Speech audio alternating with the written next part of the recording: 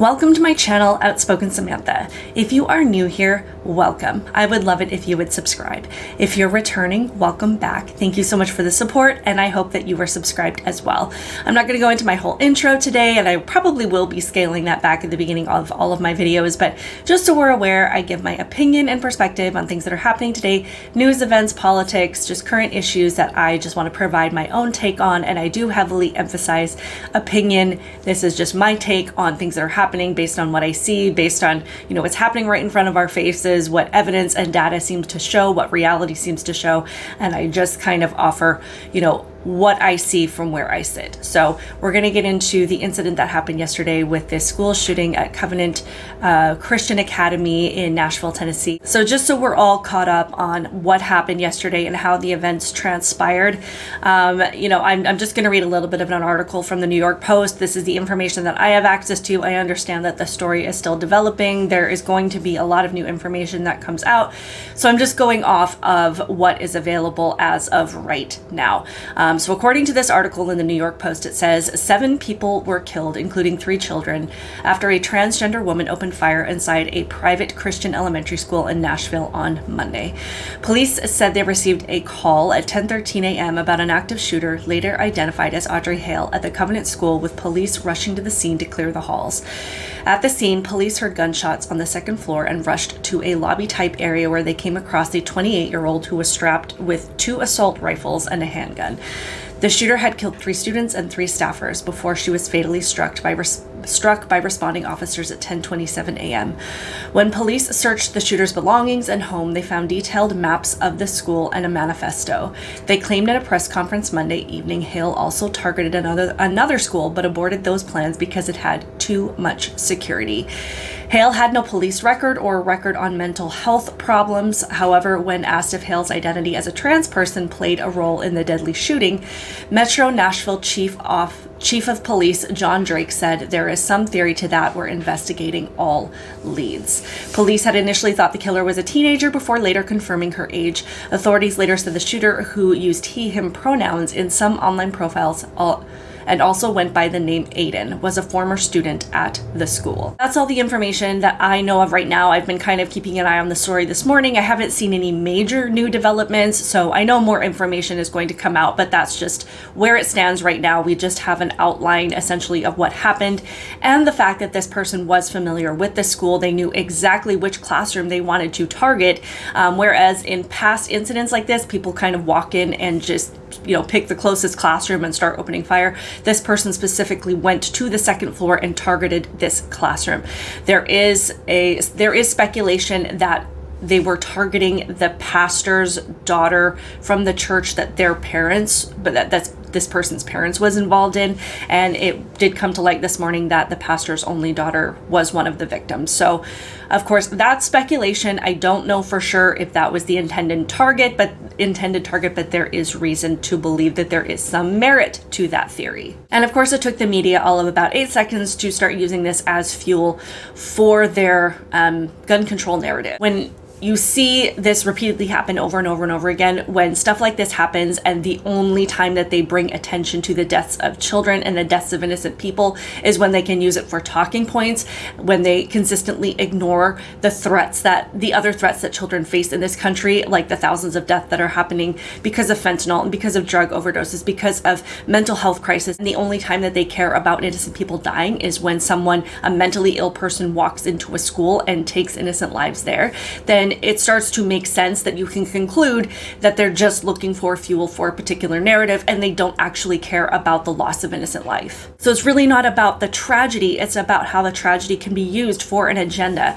And this level of callousness really came to a head. It became abundantly clear yesterday in Joe Biden's response and how he handled this extremely devastating issue at a press conference yesterday. So this press conference was called, the news came in, they called, our wonderful leader to come in and address these devastated families, to handle this extremely sensitive topic, to be a leader, to offer comfort and support. And he decides to get up there and do this. My name is Joe Biden. I'm Dr. Joe Biden's husband. And I ate Jenny's ice cream, chocolate chip. I came down because I heard there was chocolate chip ice cream. By the way, I have a whole refrigerator full upstairs. You think I'm kidding? I can say without hesitation, if Donald Trump had ever done that, especially to families that are grieving the loss of their young children, I would drop that man so fast. I would never support him again. To be seen with so much callousness and lack of sensitivity, and just not only that, everybody in the room is laughing. And this is truly what these people think of us. This is truly the level of care they have for our suffering and for the things that we face and we're dealing with. So aside from all of that, I've just been listening to different takes on the story, different perspectives, trying to get as much information as possible, and pretty much doing the opposite of what the media does. And the media just essentially creates their story before the facts come out because they want to create a particular narrative. They want you to believe certain things about the situation before we have the information and can kind of piece it together ourselves. For those of us that are actually interested in the truth, we like to listen, we like to wait, and we like to kind of put things together, in the way that makes the most sense with the information that's available. So I was listening to Candace Owens last night, and love her or hate her, whatever your opinion is, but she does have, the resource of having a very strong investigative team over at the Daily Wire. So what they were able to do was go to the social media posts of Audrey's parents and just kind of piece together a background of this person, what was going on in their life, what was their family life like, because all of these things matter. All of this information matters to what built up to this moment. This matters in the kind of person that would commit this kind of act, because people don't just wake up one day and decide to go murder a bunch of children. They just don't. So there has to be a motivation as to why. There has to be something going on that would drive this person to commit this act. And of course, that is, not what the media wants to talk about. They just want to talk about guns. They just want to talk about guns being the problem. They just want to talk about access to guns being the problem. They don't want to talk about the fact that it literally requires a mentally ill, broken person to act in this way. As I was listening to what they gathered from the Daily Wire, and you can go and listen to Candace's video because she goes into much more detail about it, so I'm just going to kind of give a very abbreviated version of it. But essentially, Audrey came from a strong family. Her parents were active in their church and in their community and in ministry and in service. They had all of these family photos that really depicted Audrey as this sweet girl, that she seemed to have a strong background. From what I have heard from just different takes on the family, she was a sweet girl. She was pretty quiet, but overall just a very nice person. And then Candace goes into this timeline of around 2017, 2018, when things seemed to really shift for this individual. And this is about the time, from what she could tell, that Audrey went to university. And, coming from this Christian background, coming from this probably relatively conservative home, and then going into university, particularly to an art school, and the research that Candace was able to do on this school. They are very far left, very much into this far left ideology, very much into this transgender ideology, gender identity, all of these things, all the things that we have come to expect from our public institutions these days. I also think it's important to note that they were also able to discover that her parents didn't really have a strong political leaning either way, because obviously there's a lot of people that want to say, they were super hardcore left, or they were super hardcore right, or they were extremists one way or the other, or they had hate for a particular group. But she really seemed to just kind of share perspectives from different organizations, from everywhere from Rachel Maddow to people that are more conservative leaning. I can't remember exactly who she noted, but it was kind of both sides of the aisle. It was definitely more issue based on who was providing a perspective that resonated with her versus who identified with a particular political party. Again, Candace lays out this timeline that you can see this drastic change kind of happen in Audrey around the time that she went to university. Someone that, just seemed to be content with her life, content with her family. And of course, we don't know, the struggles that she was facing on a personal level, because nobody shares those things on social media, and you cannot, understand those things just from photos. But from what we can see, comes from a strong family, comes from people that are not, heavy leaning either way, that probably aren't trying to persuade her to believe to side with either side of the political aisle on things. And then, to see this drastic change. And then, of course, we can see from what we know now that this individual did end up taking on a male name. She was going by Aiden and by he, him pronouns. Not to mention that this girl, from what people say, seemed to be very quiet and just kind of reserved and kept to herself. There's probably a sense of wanting to belong and wanting to be included and wanting to make friends. And this is something that a lot of girls that get pulled into gender ideology will say, is that they were just looking for friends. They just wanted to fit in. And that is, a vulnerability for them. And they're willing to kind of dive into whatever, their group of friends are doing, or whatever the group that will accept them are doing. And we can see that this is a big social influence when it comes to this gender identity and gender ideology, because as we've talked about before, as I've mentioned many times before, when you look into the roots of, gender dysphoria, just not that long ago, it was young boys that it primarily manifested in, young boys that had these tendencies at a very young age. And they were kind of led through life with counseling, therapy, and just trying to understand truly what the best path forward was, truly trying to make sure that whatever decisions they made about their identity were ones that they truly felt would make them happy. And again, nobody is trying to deny healthcare access to people that legitimately have gender dysphoria or who are born intersex. Nobody is trying to take that away from people or trying to alienate them from society or marginalize them in any way. So it used to be just a small group of people, but now we've had this explosion, especially in young girls. And it seems to coincide with things like wanting to belong or going through puberty or experiencing depression or anxiety or any other number of disorders. And it seems to hone in on these girls that are just, that have some kind of underlying issue that would push them and make them more susceptible to gender ideology. This girl grew up with no real signs of having this gender dysphoria, especially being in a group that it really never seemed to affect before. And then suddenly it just happens to manifest at a time when she goes to a public education system that is very far left leaning and really adheres to this ideology. And we are just supposed to believe that this was a natural progression in this person's life. So what we're seeing is a young girl that was very likely experiencing a mental health crisis, because this is what this is doing to people. It is forcing this disconnect between their mind and their body, and forcing confusion on them in a place where confusion never happened. And it is preying on them at a time when they have another vulnerability. Transgenderism is being pushed on people that are experiencing something else in their life. It needs people to be vulnerable with something else for it to exist, whether it be kids that are vulnerable because they're young and impressionable, or whether they have woke parents that are just chomping at the bit to have a trans child who will take any indicator that they can justify turning their kid into a transgender person, whether it be teenage girls who are going through puberty and want to escape the discomfort of it, or whether it be teens who are suffering with anxiety and depression, or even eating disorders, or who are on the autism spectrum, or who have experienced trauma of some kind in their life, even older adults who are having a mental health crisis that haven't been addressed properly.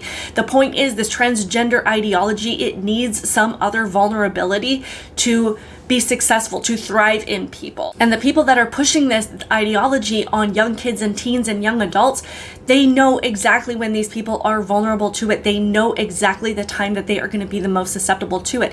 They have somebody show up that says, I have depression. They say, oh, your answer is to change your gender.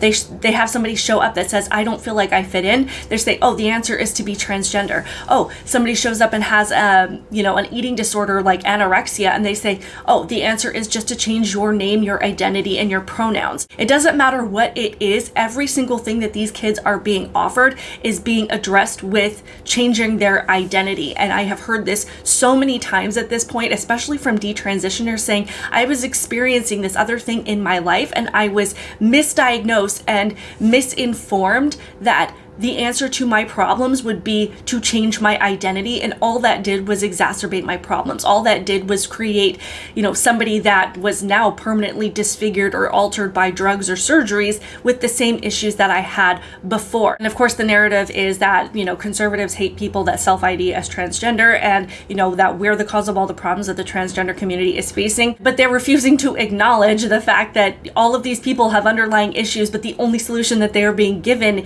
is something that that is so incredibly devastating to their mental and physical health that has permanent, irreversible damages. And then once they come on the other side of that, they still have the issues that they had before, but now they're dealing with a permanently mutilated and altered body. So it's just such a massive lie to say that it's because of lack of societal acceptance that these people are breaking down mentally. We see how children, teens, and adults are being preyed upon. We see how many lives are absolutely being ruined by this ideology. We see the pain that people are in, both mentally and physically, especially once they've been abandoned by the same people that pushed this on them and once called them their family. I am so tired of seeing this ideology destroy people. I am so tired of it destroying people's souls. It is robbing people of their humanity. It's taking people who would have otherwise been successful and happy and turning them into miserable shells of human beings who literally see oppression in everything from their family to even the language that is used around them. I'm tired of watching this radical movement create such unnecessary inner turmoil in people and then blame everyone else when these troubled people act out in the ways that troubled people act out. For a movement that claims to be about love and acceptance and tolerance, what has this ideology brought us? Children are being used by their parents as pawns for attention. Teachers are abandoning academics for activism and stealing children's education from them to turn them into their own personal cheerleaders for their own lifestyle and beliefs. Educators are changing names, children's names in their classrooms and severing the relationship that they have between the people that love them the most, and this is causing anxiety and trauma. Children and teens who ask for help with their mental health are being pounced on at their time of their deepest struggle and being pushed into drugs and procedures that mutilate their minds and bodies, and then they're left completely alone and abandoned to deal with the damage. We have kids being exposed to porn in schools and parents putting their babies front and center to grown men in bondage gear, giving money to sexual dancers and destroying any comprehension of personal boundaries, of standing up for their own self-worth. We have drugs and hormones being prescribed that severely alter your brain chemistry and then wonder why kids and teens are being pushed to the brink. Then there are public protests of people fighting for the right to do all of this to their own children, targeting anybody who tries to stop them with violence. This is all being fueled by the people that are in power now. This is not about Republican or Democrat. This is about the overturning of our country. This is about destroying people from the bottom up. They see the destruction and the chaos and how devastated and separated we're becoming, and they all see that what they are trying to accomplish is being accomplished. Again, this ideology is not about love and acceptance, and this conflict is not coming from people who hate others for expressing themselves.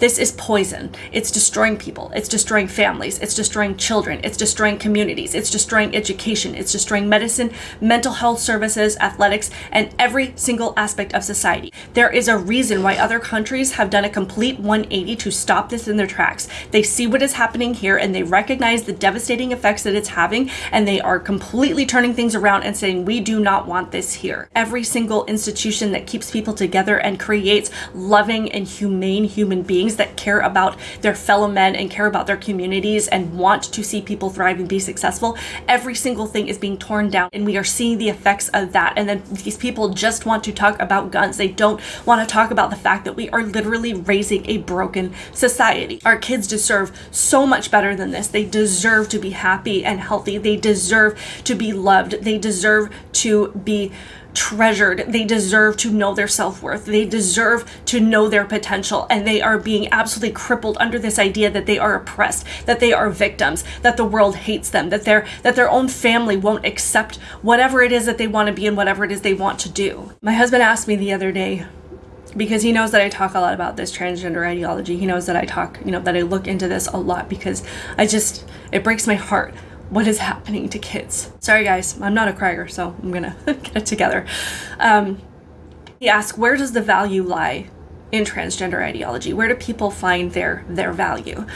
And I sat and I thought for a second, because I was like, I don't know.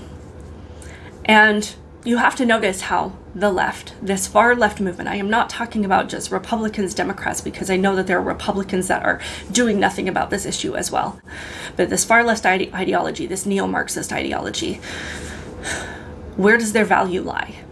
Because on the right, we talk about it all the time, as especially as people that are Christians, people that believe in God, people that know our inherent and immeasurable potential as human beings. We talk about how all men are created equal and that you have rights simply because you're a human being that exists.